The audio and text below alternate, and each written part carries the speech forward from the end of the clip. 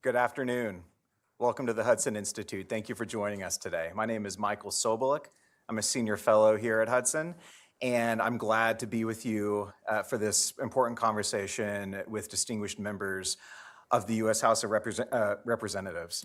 We're gathered together today for this event, Next Steps in U.S.-China Great Power Competition with the House Republican Policy Committee.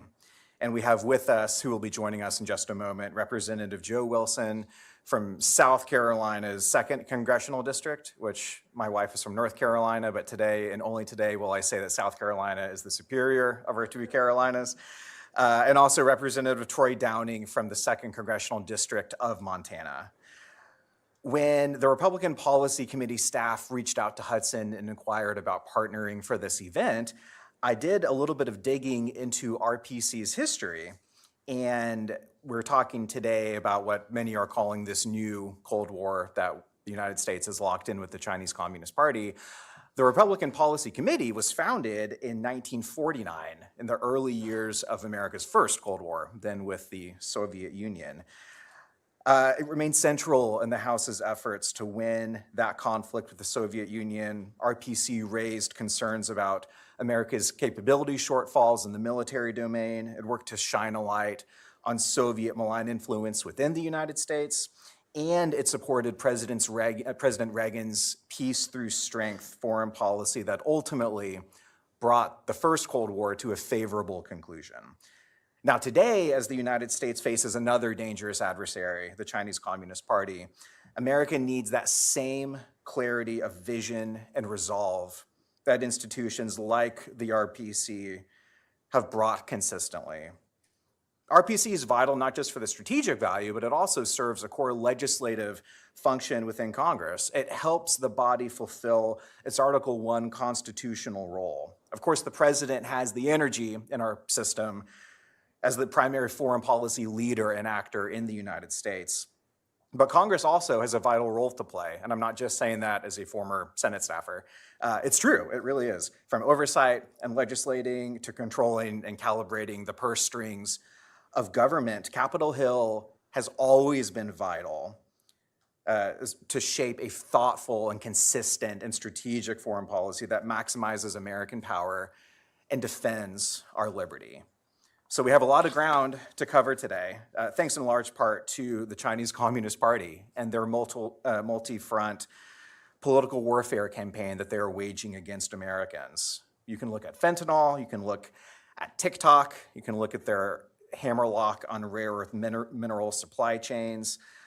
Beijing is coming at the United States in multiple sectors and multiple domains to weaken America, to kill Americans, and to starve our economy of precious commodities, ultimately to hollow out our competitiveness. And Xi Jinping is doing this because the United States stands in his path toward rejuvenating the Chinese nation, most notably by subsuming Taiwan. So America has a lot of work ahead of us to secure freedom, and we clearly have a lot of work to get into today in this conversation. So with that, please join me in welcoming two members of Congress to the stage for this conversation, Representative Wilson and Representative Downing.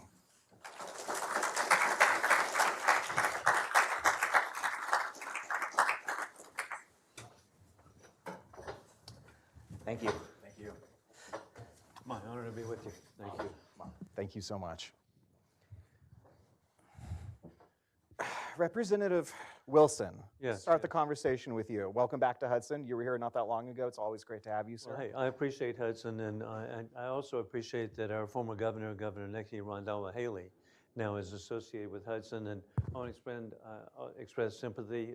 Her mother passed away last week, but what a superstar. She was the second Indian American governor in the United States and the first female governor in South Carolina in 340 years. So you really picked up a superstar with Nikki Haley. We did indeed. Thank you. Those are very kind words, and we share all of those condolences as well. We talk a lot about America again in this new conflict that some call a new Cold War, some call political warfare. Others describe it great power competition. The prior administration talked about managed competition. There are a lot of nouns and a lot of different adjectives that we use in Washington when we talk about our relationship with China. But what I want to start this conversation by asking you, put aside the grammar, put aside the niceties, what is the objective that we are competing for? What should be our objective with the Chinese Communist Party? Is it winning? Is it détente? If it's winning, what does that look like? If we could start the conversation by being a little more specific about the end state that we're all working towards with China. Well, Michael, my view, again, I'm just very grateful to be serving. I'm still an unreconstructed Cold Warrior, and that is I campaigned, seeing all the young people here, I campaigned for Barry Goldwater, for why not victory over communism. And at that time, it was immediately dismissed by the mainstream media as being a warmonger. Well, no, actually, out of that campaign came this guy called Ronald Reagan, and we had victory over communism and freedom for dozens of countries that were slave states for decades, and now they're free. And so when I see where we are today, I believe we're in a conflict we did not choose, and it's dictatorships with rule of gun invading democracies with rule of law. And it began on February 23rd and 24th, 2023, or 2022, with the invasion by war criminal Putin of Ukraine. And then October 7, 2023 or 4, along came the invasion by, I consider, the regime in Tehran. I don't blame the people of Iran. It's the regime in Tehran invading Israel. And then, but the good news is that the people of Ukraine have stood up, the people of Israel have stood up, and what a message this is to the other dictatorship, and that is the Xi's dictatorship of Beijing. And so that's where I believe that we are today, and we need to be working together with our allies to make sure that, and I think we've made remarkable progress working together to face the dictatorships, and so I'm very, very hopeful. You mentioned a lot about the broader strategic landscape where it's not just the United States and China in this duopoly of a competition, but we have a lot of other nations that are threatening our interests, our values, and as you say, they are aligned with Beijing. And maybe in a few minutes we can circle back to Russia, Iran, and others. Representative Downing, though, before we get too far into the global picture, let's spend a little bit of time talking about the United States. Okay? Your home state was one of the early spectators of this quite fascinating episode in China policy in 2023, where we looked up in the sky and we saw a giant spy balloon flying over the country.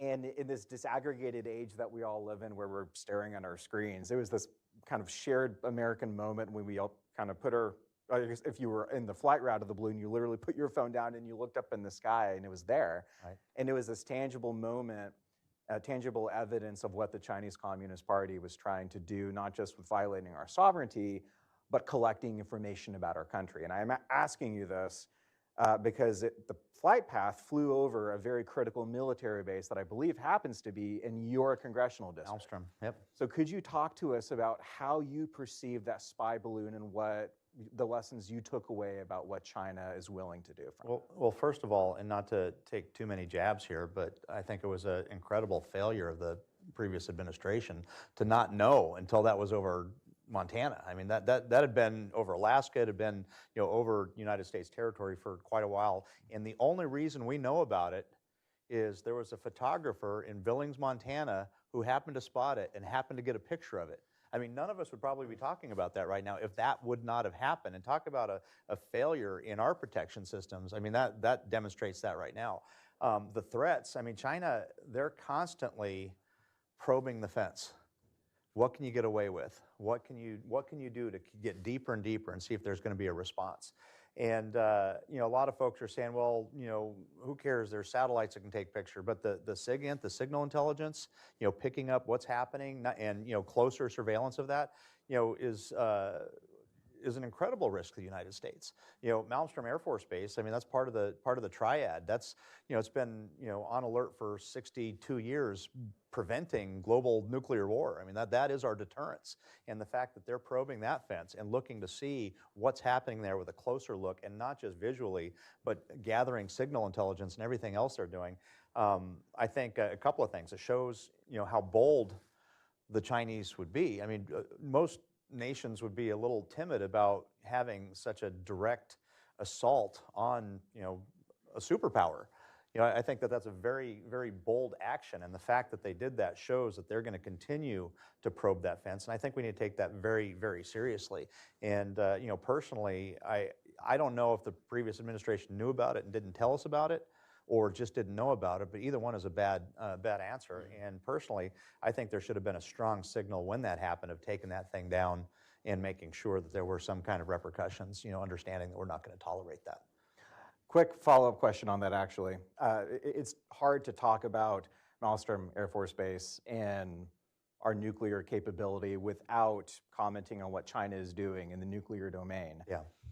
We have been trying for decades and decades to control not just proliferation of new nuclear states, but we've been trying to get Russia to build down their arsenal with us, which admittedly is very difficult for a whole host of reasons. But China is not interested in having a controlled or a small nuclear arsenal at all. Like recently, subsequent administrations have warned about this massive buildup of nuclear capacity in the People's Republic of China.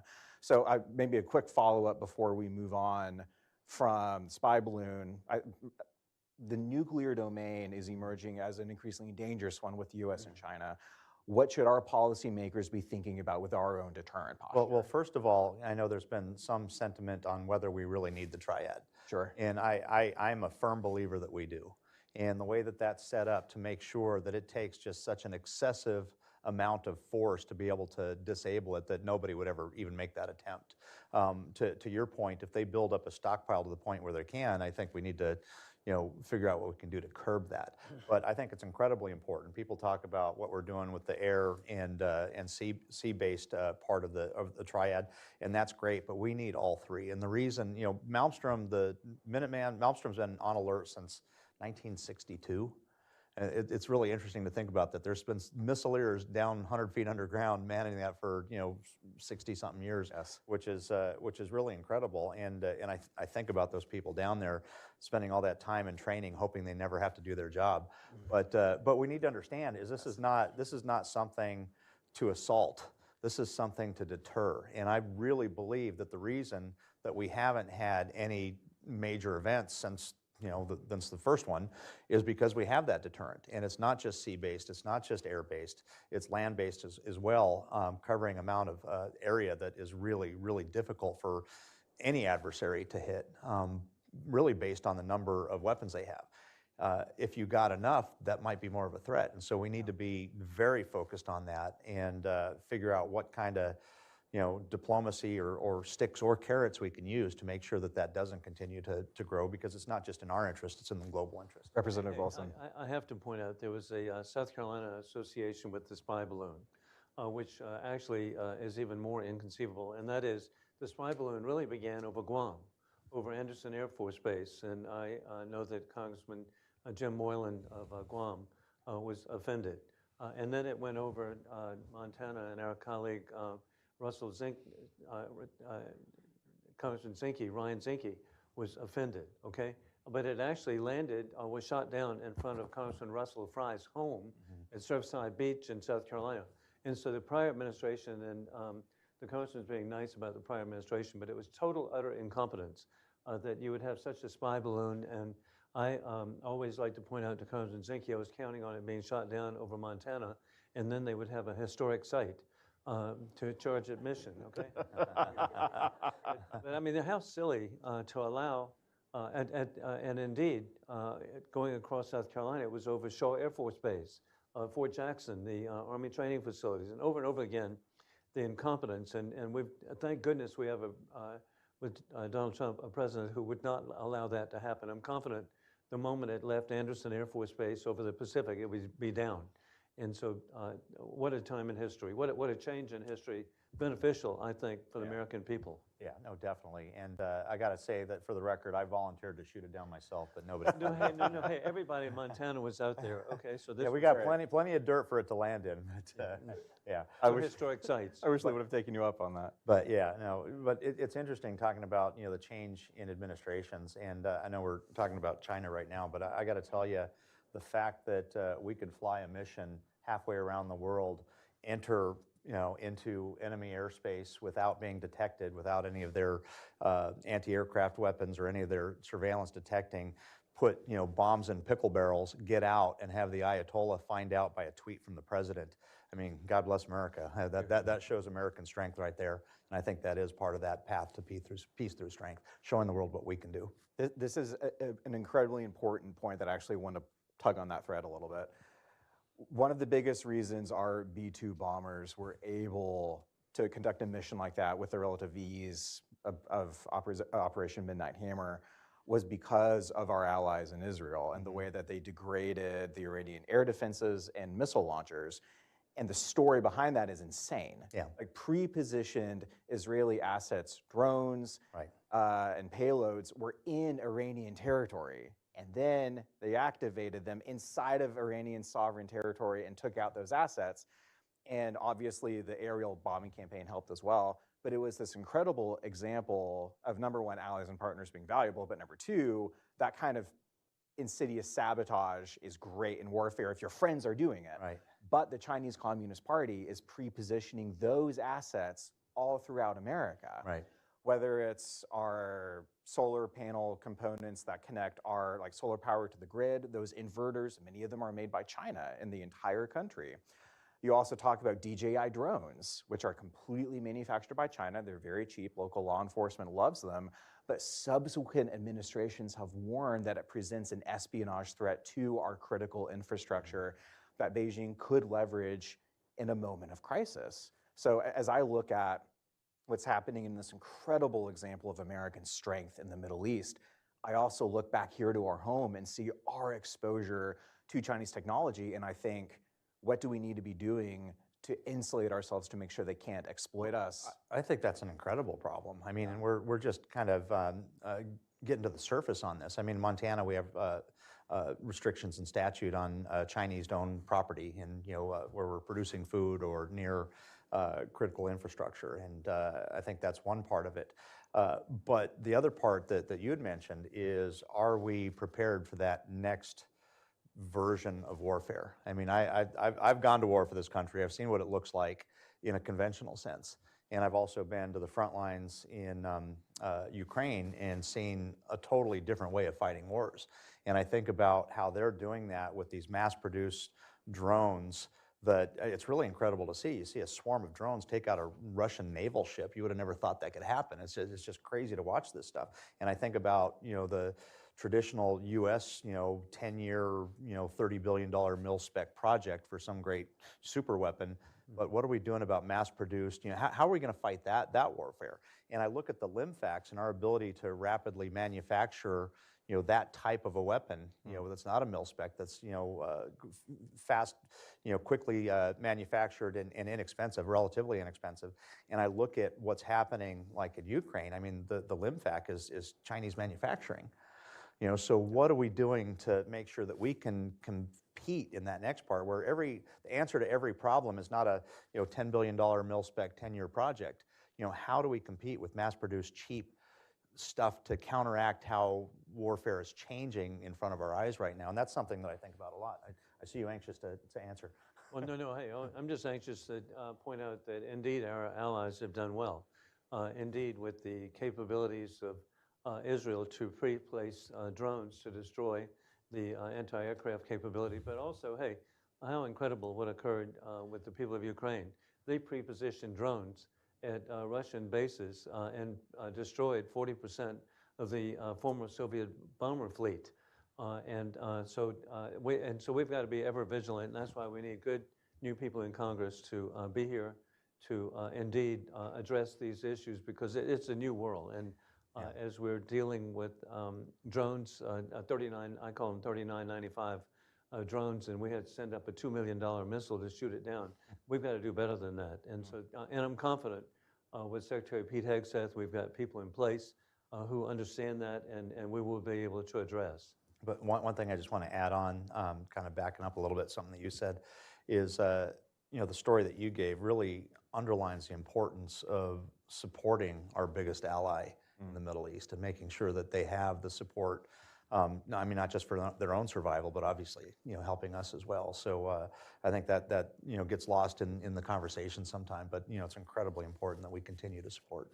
So this gets to, maybe not in the whole country, but at least inside of the DC Beltway, what has been a controversial question for the past few years, I suppose ever since 2022, when Russia further invaded Ukraine. And it's this really fundamental inquiry of is the United States strong enough to simultaneously protect our friends in Ukraine, our ally in Israel, and deter Chinese aggression either in the South China Sea or in Taiwan or on the Sino-Indian border. Like, pick your Chinese potential flashpoint. And this debate is live not only within Congress, and you don't need to hear that from me because you encounter it every day, but it's live within the administration, certainly an ongoing question within Washington. What do you say to that argument made by some who would maybe put themselves in the quote unquote retrencher camp, that the United States maybe is not as strong as we were at the end of the Cold War, that our capabilities are restricted, we're spending more on debt, servicing the debt right now than we are on defense. Maybe we have to pick and choose the crises we're able to respond to.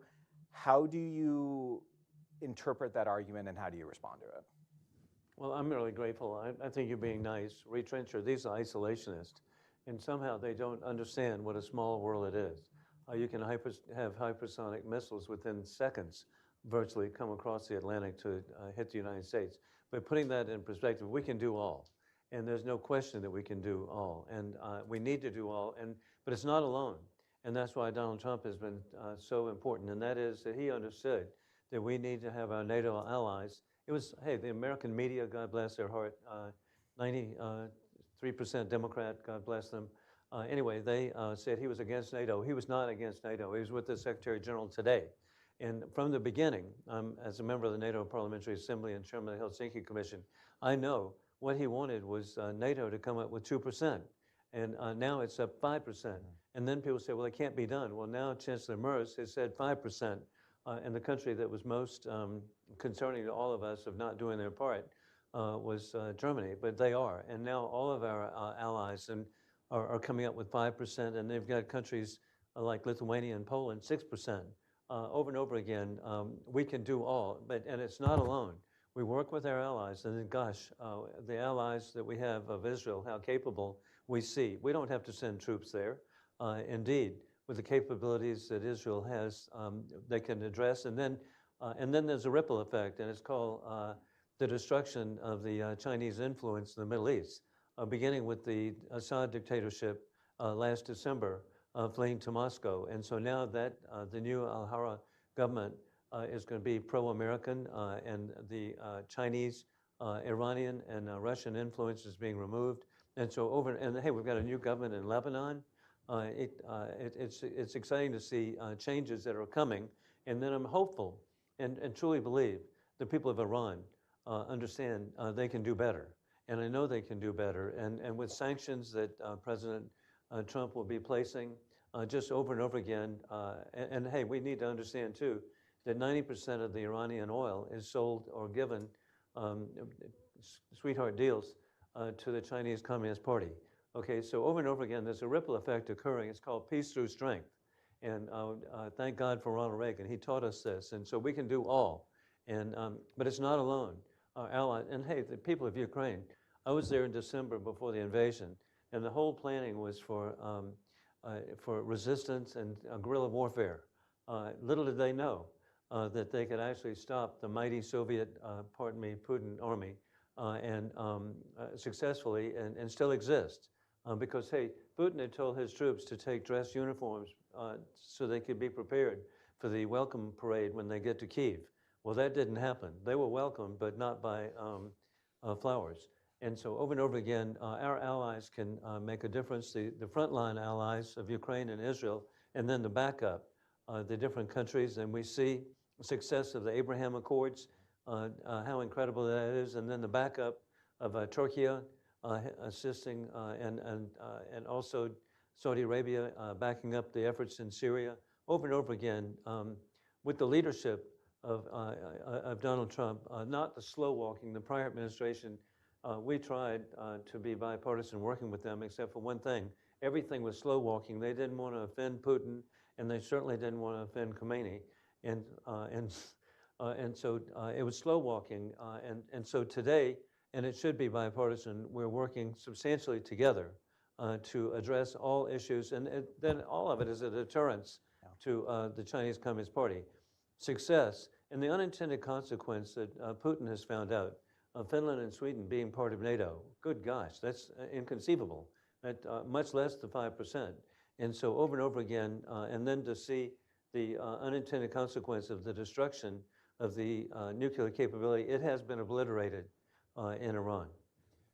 Just a couple of thoughts on that.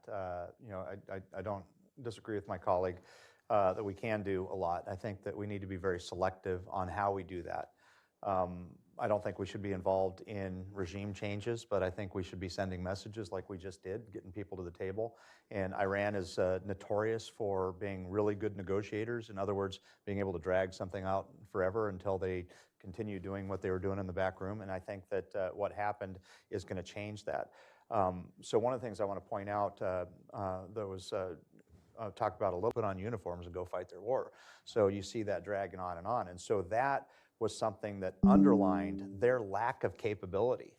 And what we just did, what President Trump did under his Article 2, Section 2 authority in sending in bombers across the country to do the story I just told you, put a bomb in a pickle barrel, that showed the rest of the world what the capabilities of the United States of America are. And I think you juxtapose those, and that starts to give you the ability to support our allies, to defend against those that want to harm us in a way that is not conventionally expensive, that's not boots on the ground, that gets people to the table, that understand that they have to deal with this, they have to come to agreement with us and not play those tricks like we've seen under the Iranian regime of just dragging something out while you're building nukes in the back room. So I think that there's a lot of opportunity to not have to necessarily prioritize, but be very surgical about how you get those results that you want. We're talking a lot about warfare, and it's difficult, I think, in the 21st century to have a conversation about what that looks like without a commentary on technology. For the sole reason of you being on the Financial Services Committee, Representative Downing, I'm going to start this conversation with you, and then Representative Wilson, we'll bring you in shortly. Beyond nukes, the tech competition, partially for reasons of AI, partially because of all the applications of AI with robotics. It's going to change the medical sector. It's going to change driving. It's going to change manufacturing. It's changing pretty much everything. It's going to change everything. Right now. That's right. That's right. I know you're focused on crypto as well, and if you want to get into that in a bit, we can. China is obviously investing a whole bunch, not just to win the technological race of the 21st century. They're investing in a digital currency, which I know on the Financial Services Committee, you're looking into what Beijing is doing there.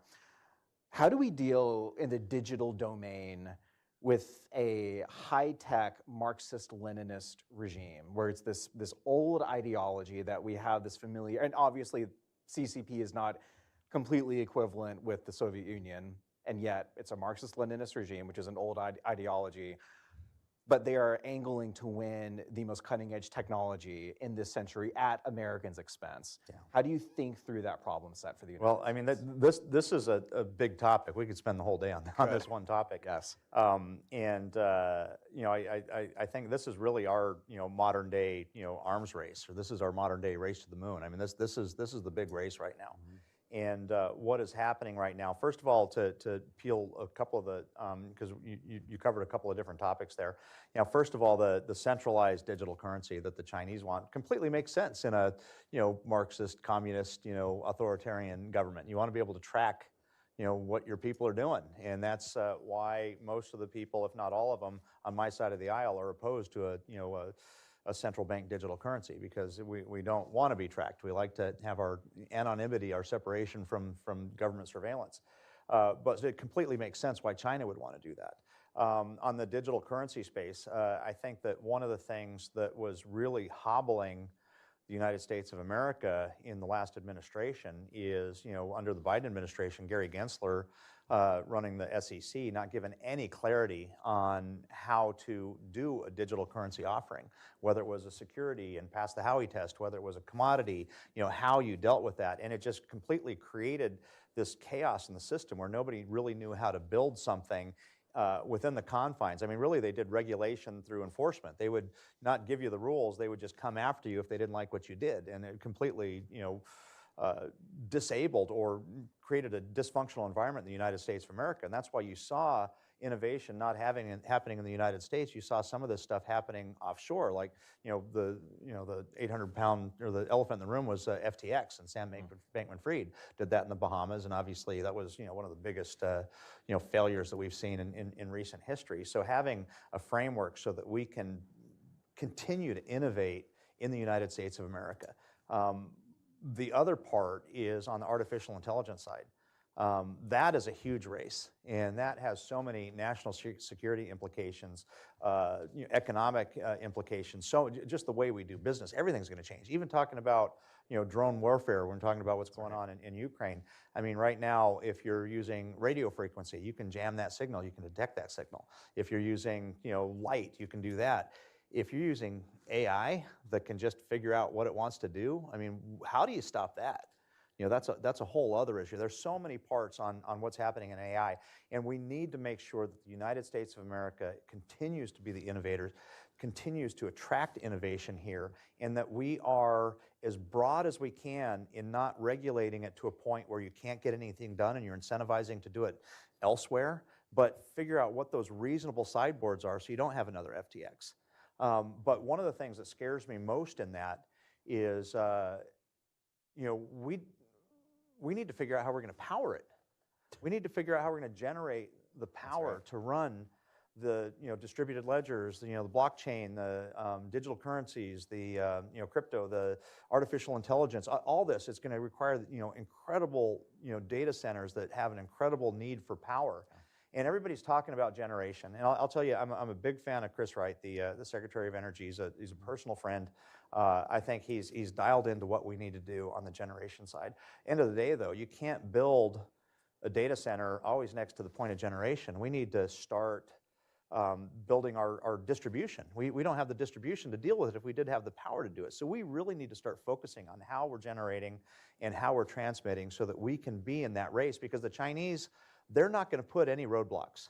They're not going to have any regulatory issues, any environmental impact. They're just going to start building coal-powered power plants like crazy so that they can generate the power that they need to not keep up with us, but to blow us out of the water. Yeah. And so we need to really start thinking about regulatory reform so it doesn't take you so long to bring in that new power plant, to put in that new transmission line, to upgrade our system so that we can be competitive. Because if not, I think it's not just an economic threat, I think it's a national security threat to allow them to win in what I see right now as the modern day space race or arms race. And it concerns me a lot, and it's something I've been focusing on, at least in Montana. We've got, coal-burning power plants, and I'm trying to figure out how to keep those from being shuttered, make sure we can keep pulling, coal out of the ground, and not saying that there aren't other things. I know Secretary Wright is looking at small modular nuclear. There's lots of pieces to this puzzle, but we need to figure out how we can do it rapidly so that we can compete now. And if we don't start doing that now, we're not going to be competitive. Representative Wilson, you're on the Armed Services Committee, a quite senior member at that. How do you look at this tech AI angle with China? Well, and in fact, we're soulmates here, and we also agree, Secretary Wright, what a visionary he is, and that is for small modular reactors. And of course, one of the manufacturing sites could be at the Savannah River site in South Carolina, the largest geographic area, 310 square miles on the East Coast, which is secure. But small modular reactors can be very, very important. And then, indeed, all of this really relates to another issue, and that is that with AI or energy or whatever, we're dealing with an enemy that is military-civilian fusion of industry. And so every company is a state-owned company, and I saw it firsthand. I was in Shanghai and visited the BioSteel plant, and when I got there, it was very impressive, a room full of different displays of different companies that had Western names and really sounded cool, of different companies, and they said, hey, calm down, Congressman. These are all state-owned enterprises owned by the same Communist Party. And so, oh, okay. And so then when we toured, you could actually see that it had military applications that could be understood. But over and over again, we've got to address, and we've got to handle sanctions. And President Trump will do that because in the last couple of years, nearly $40 billion of American technology or investments have been made in companies that are directly related to the Chinese Communist Party military operations and apparatus. That's just inconceivable. It's bad enough that we even have companies that are providing technology for War Colonel Putin for his jets. And then just over and over again, we've just got to, and we've had a president who'll do it, and we've had a president who will deregulate. And so that's why I'm such an optimist of what will be occurring in the future.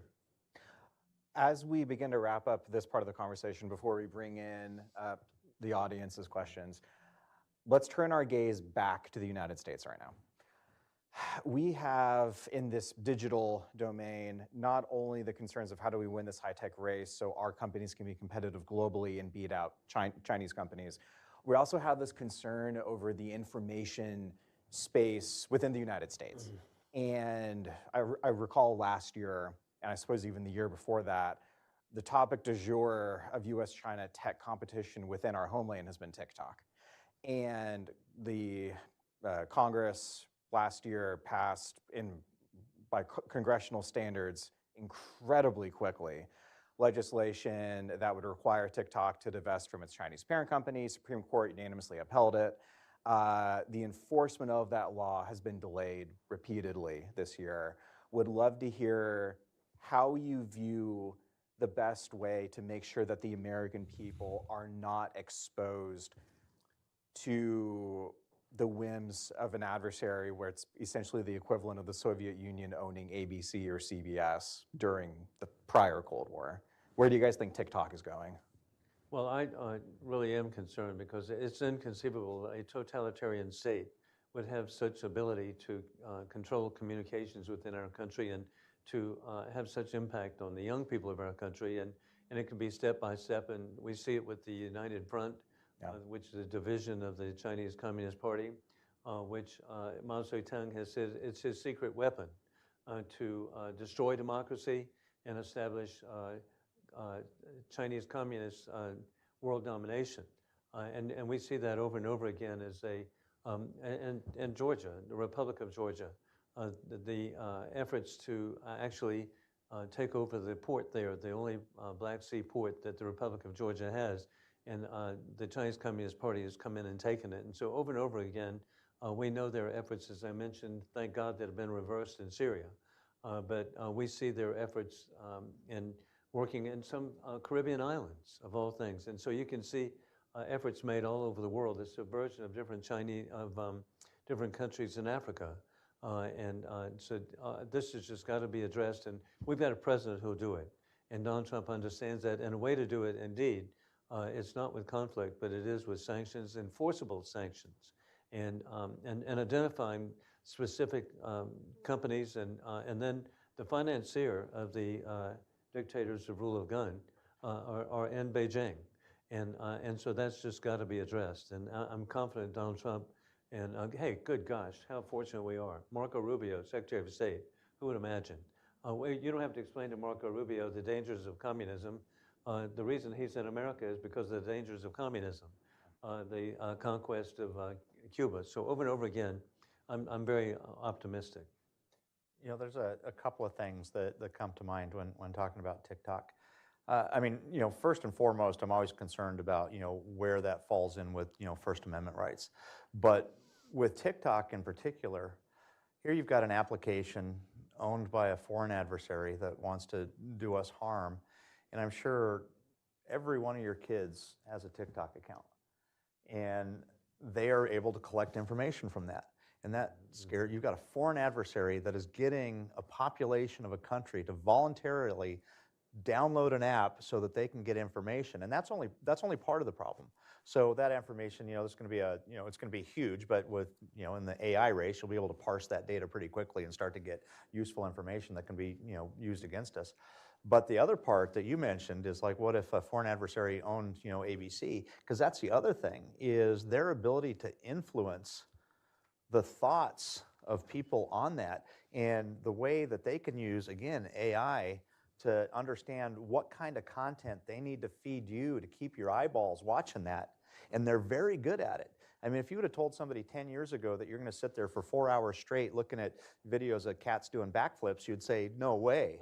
But I mean, the people get sucked into this thing. And so once you're sucked into it and you're sending this either subliminally or straight on its face, it can start sending you messaging that can affect an entire population. And that's a scary place to have a foreign adversary, to have that kind of power over a population where I don't know what the percentage of Americans are that have an account there, but I know it's high, especially amongst younger Americans. So they're collecting data and they're influencing a population that may start to say silly things like we see like in the conflict in the Middle East. I mean, we've got basically college kids, cheering on terrorists. Yeah. Where are they getting this information and the ability to influence an entire generation or generation and a half of Americans to think different than reality is a powerful tool. So what is the answer to that?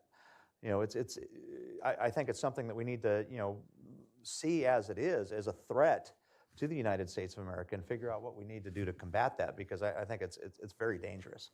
One more question, and we'll keep it brief, we promise, before we open up to audience Q&A. We cannot, I think, have this conversation without at least addressing Taiwan. Mm-hmm. So we have the war in Eastern Europe that is raging on. We have what appears to be an incredibly successful operation in concert with the Israelis in the Middle East. How do you see the short term, and maybe if you're willing to prognosticate, the medium-term fortunes of Taiwan, and how do you view maybe even beyond these next 3.5 years, Taiwan's future looking, and what can America do to make sure that it's a good future? I think that what you finished that with is the germane point, 3.5 years. I don't think Xi Jinping is going to do anything while Trump's in office, and I'm very confident in that.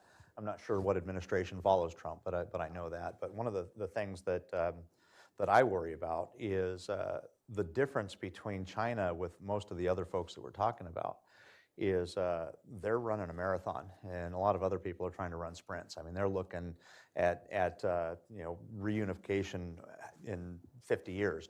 Most of us are looking in 4-year increments, and so that's a very different way that we have to look about it. But I don't think that we see any threat during this administration, but I think that they're going to keep probing the fence like they did with they're going to find weaknesses. They're seeing how we react when we're pulled into things, seeing how we react to Iran, see how we react to Ukraine, but they're gathering information and probing the fence right now. And I'm really hopeful, and I agree, it's really peace through strength. As we're encouraging Japan to double their defense capabilities, which is amazing, to go from where they were to doubling their capabilities, and then working with Korea, what a strong country it is and can be and will be. And then a relationship last year, I had the opportunity to visit Manila with President Ferdinand Marcos Jr. And I'm just confident that now the Philippines understands the threat. And then we already know Australia has been so significant, and over again, and even Vietnam. And so over and over again, we've got opportunities to build up peace through strength, the stronger. And then I was really grateful. I was president in Greenville, South Carolina, for the F-16s being sold to Taiwan. And then, hey, a key thing, the last administration, pathetic, Taiwan had actually purchased military equipment for defensive capabilities and Javelin missiles and whatever, and they were not delivered. They had already been paid for, and so now they're being delivered. But it's peace through strength, and that's the best way. And then, again, I hope she looks at what happened with Putin, that he's gotten into something that is catastrophic and devastating. And then the success, again, the people of Israel. And then it's personal to me. My dad served in China in World War II. And so I grew up with a great affection of the people of China, and that is that he served in the 14th Air Force of Flying Tigers in Kunming, Chengdu, Xi'an. I actually visited one time with President Jiang Zemin at the presidential compound 20 years ago.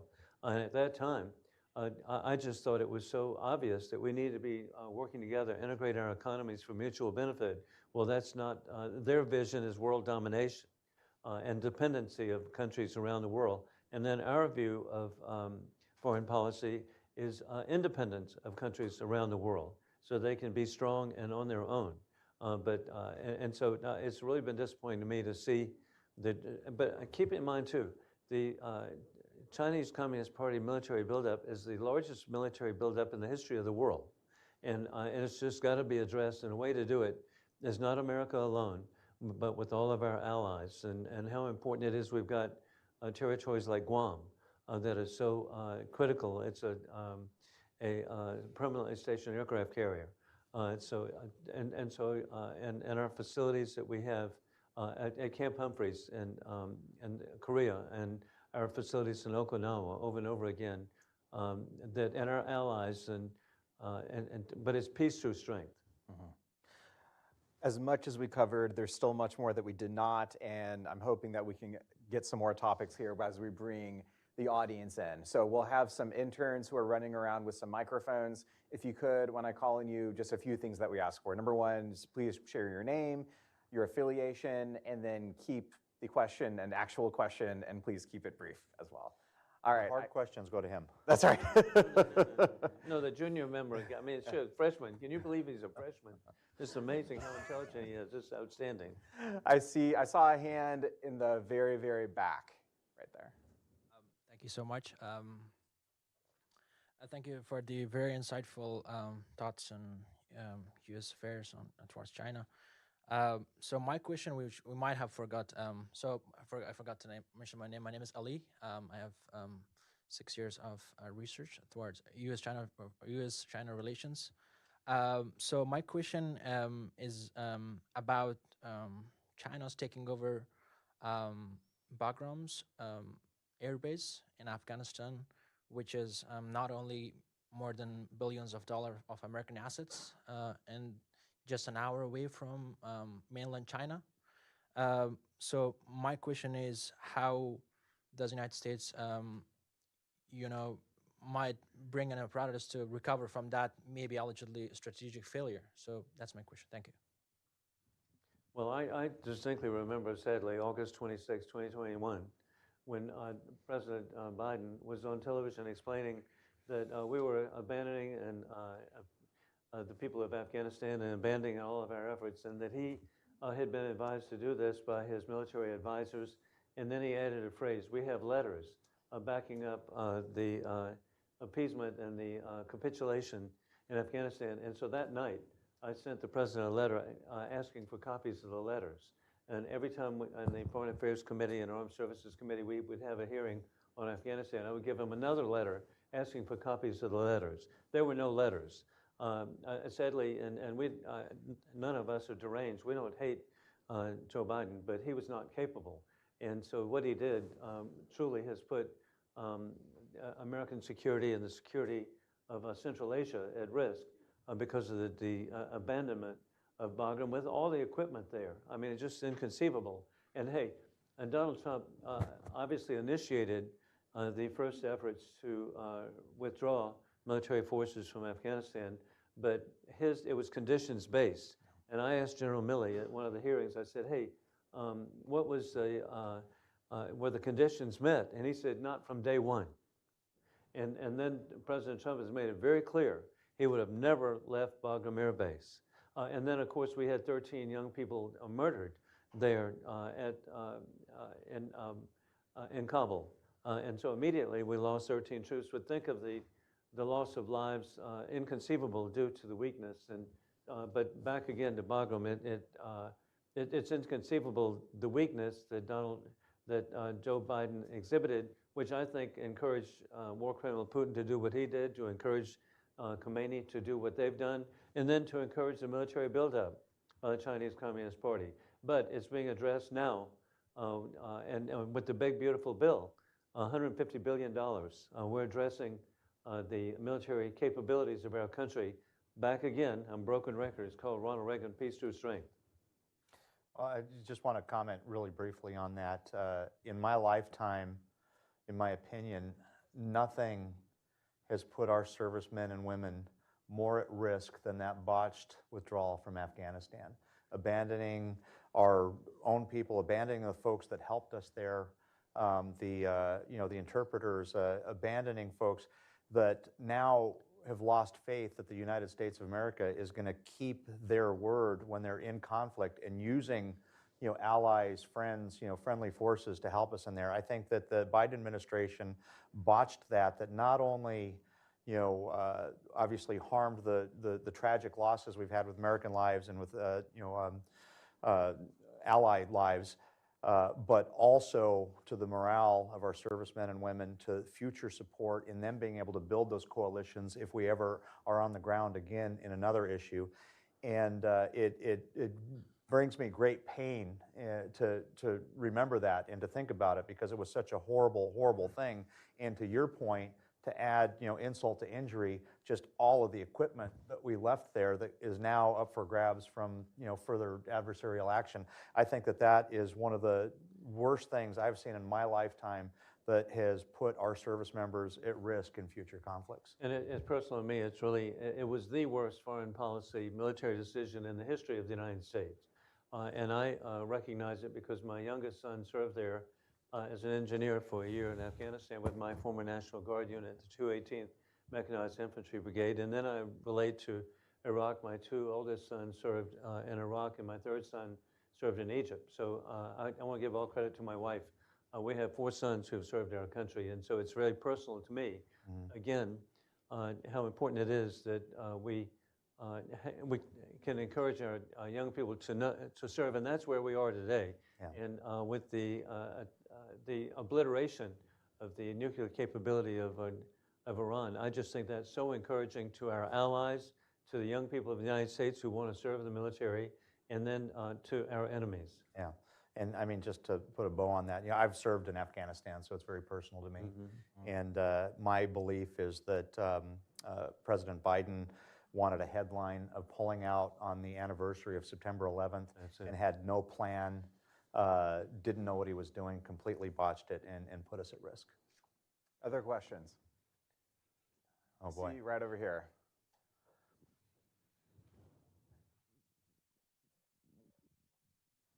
Thank you. Nathan Worcester, Epoch Times. I'm wondering if you have any reaction to the recent deal that was announced, MP Materials, the rare earth firm, having the 15% stake from the Department of Defense. I know this is a somewhat separate but related question that top banker in Greenland has said that they would like a similar offtake agreement, similar commitments from either European or American governments. And so I'm just wondering if you have any general response, and more specifically, do you think that could be in the future with respect to Greenland?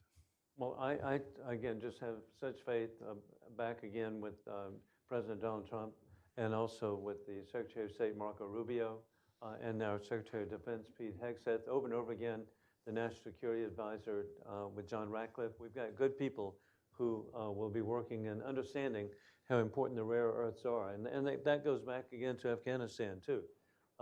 Why the peculiar interest of the Chinese Communist Party in Afghanistan? For the rare earths, and how inconceivable. And then I'm really grateful the agreements that have been made with the Ukraine that President Zelensky is with President Trump. So over and over again, we've got people who are going to be very creative, as opposed to the prior administration that was slow-walking, reactive, or just hesitant to do anything that actually defended the American people. Yeah, I mean, rare earths and critical minerals are so important to our national security, to our power, to our energy plans, everything. I think that's something we really need to have our finger on the pulse on.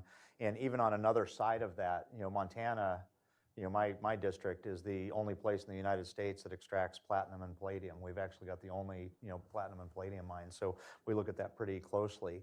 And not just, access to these critical minerals, to these rare earths, but making sure that our adversaries aren't doing things to disrupt our markets. And one of the things that we've seen is, this is going to Russia now, is Russian dumping of critical minerals that have disrupted commodities markets. And so the commodities markets aren't at equilibrium, and they have the ability to finance that at a level where it makes it economically unfeasible for us to do it unless we're using slave labor, which obviously we don't do. And so I actually have a bill out there prohibiting that to make sure that we can get the commodities markets back to equilibrium so that we can start extracting and developing here in the United States. I think that finding these trade agreements and these deals with other countries is important, but I think we need to look in our own backyard as well, and not just in the extraction. And going back to some of my earlier comments about really having permitting reform of being able to process it, because we're losing our ability to process. Even copper, our ability, it's getting harder and harder to find the ability to smelt from raw material. And so how you can say we're pulling it out of the ground here, but if you have to send it to an adversarial nation to actually have it processed, you're not really solving a problem. So I think these are really critical issues that we need to be looking at. And hey, over the weekend, we found out something. Congressman Nick Begich of Alaska educated us that 49 out of 50 rare earths could be actually discovered in the state of Alaska alone. And then we've already seen with the Trump administration the opening up of all the above energy, which relates back again to the regulations. And then we've got back to nuclear power, the capabilities with the Nuclear Regulatory Commission now headed by Chairman David Wright over and over again with the Secretary. We've got extraordinary opportunities that it really is a different world, okay, since a year ago. A year ago that we would be discussing, I think, the demise of Western civilization. But I think today we can be very positive. We have about 60 seconds left, so let's go in the corner right over here on the side. I apologize to this side of the room. Hi, my name is Grace Drexel, and I'm from the Congressional Executive Commission on China. And as both congressmen had mentioned, both in the technological supremacy and such that China is able to use legislation and like they had no environmental barriers and such. But another case is that China also has no barriers to suppress human rights of its own citizens, for example, using slave labor and tearing down any buildings that's in the way, etc., which makes China also impossible to compete with in some ways. And Reagan's Peace Through Strength also recognized the importance to highlight human rights. How can the U.S. continue to emphasize its human rights violation to China, not merely for the sake of its people of China, but also for the sake of national security and to be able to compete fairly with the great competition? Thank you. Well, I'll lead off. I mean, human rights is a global concern. I mean, we as global citizens, we need to be concerned about that, and we need to stand up against that. I think that that's something that we need to take a strong stand in anywhere, anywhere that's happening, not just in China.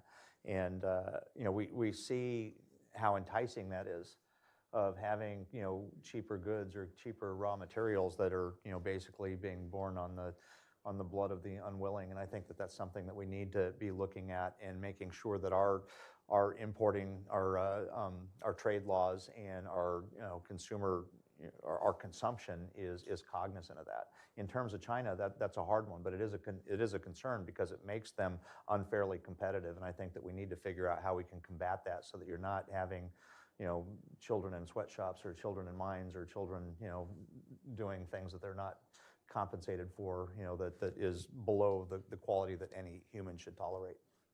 And the ultimate example is the Uyghur population, 19 million Muslims in China who are subject to genocide. There are over 1 million who are being incarcerated today. And then you have children who have been kidnapped to be Chinesified, as Putin was doing Russification of Ukrainian children, as Hitler did of Polish children to Germanize. And so dictators really like to repeat themselves. But the situation of the Uyghur population should never be forgotten. And indeed, they are serving as slave labor over and over again. And a country that likes to portray itself as a modern nation, the Uyghur genocide should never be forgotten, and neither should the aggression and the genocide of people of Tibet. And so over and over again, what an example, again, positive, Dalai Lama. And so there are examples over and over again of leaders who are standing up and never give up. And that's something I see in the Hudson Institute too. Thank you. We are incredibly grateful for your generous time. Thank you. Thanks to both of you for your service to the country. We are incredibly grateful. And thank you for this thought-provoking conversation about U.S.-China relations. Well, thank you.